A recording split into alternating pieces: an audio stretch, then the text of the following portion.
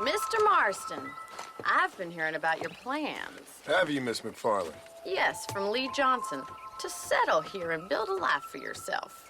I'm afraid those aren't my plans. See, I already have a life. Well, I had one, and I'm trying to reclaim it. Or maybe what you could say is I had two, and I'm trying to end one of them so the other can survive. You do so love to talk in riddles, Mr. Marston.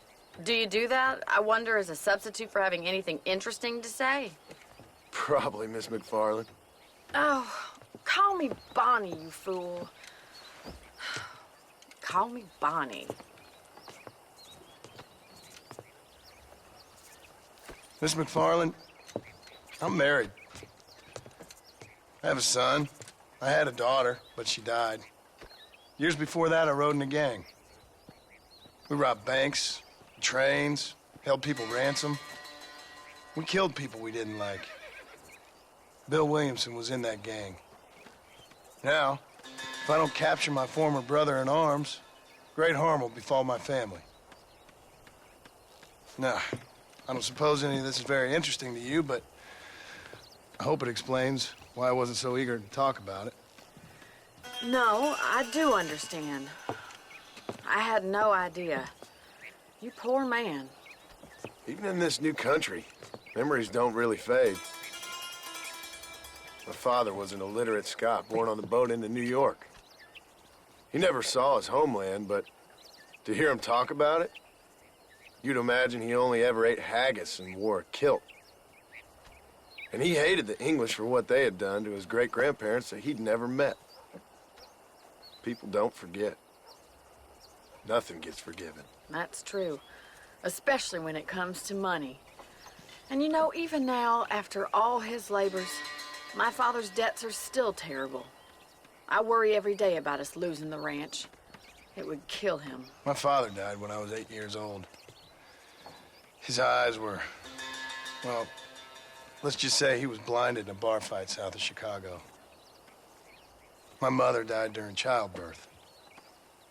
She was a prostitute, and he was her, well, I don't know what he was. So I was sent off to an orphanage and ran away and fell in with a gang. My word. What a difficult life you've lived.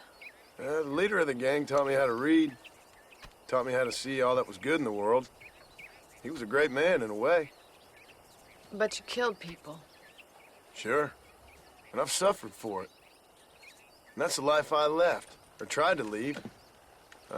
Said too much, Bonnie. I'm an uneducated killer, sent here to do all I can do well. Kill a man in cold blood so that another man may do his part to cut crime in an area, and a rich man can be elected governor on the back of these promises. Civilization is a truly beautiful thing, Mr. Marston. Listen, can you help me? Well, I can try. What do you need, money? No, nothing so complicated. I need an extra hand to take out the herd to pasture. Sure. Point me in the right direction.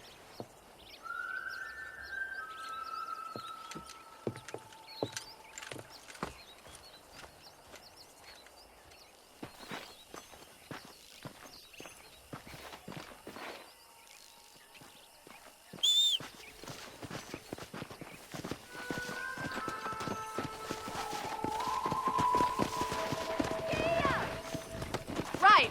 Are you ready to learn how to herd some cows? Come on!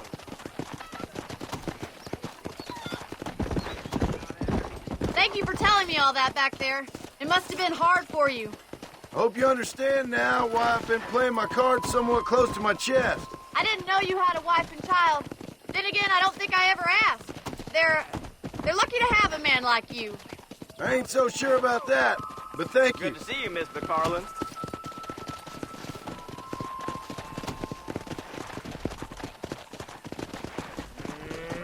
Easy now.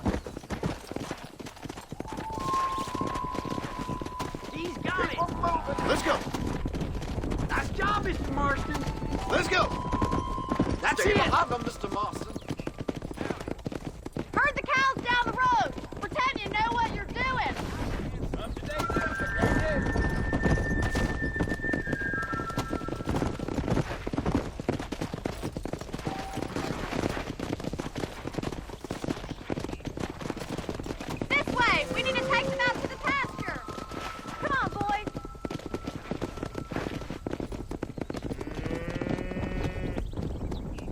Come on.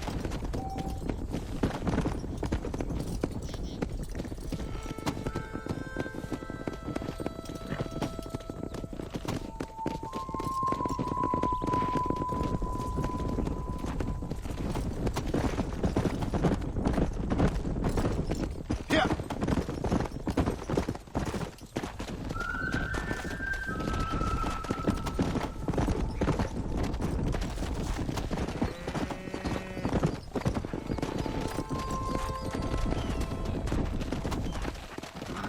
Come on.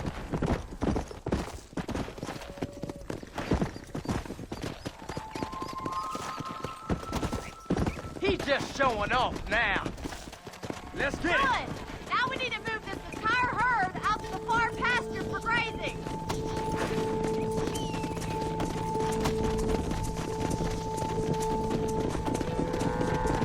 Squeeze back and forth behind us. Keep it nice and tight. Leave those stragglers to me. You stay focused on the main herd. Let's go.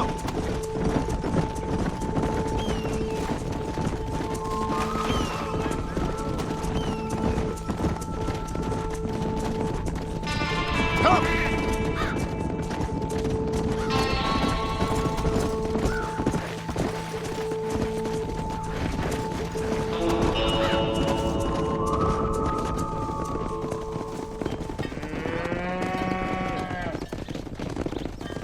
You're not bad with the herd. Ranching might be your true calling, Mr. Marston. Either that, or you were a cow in a past life. Thank you, Miss McFarland. I'll see you later. I have work to do back at the ranch.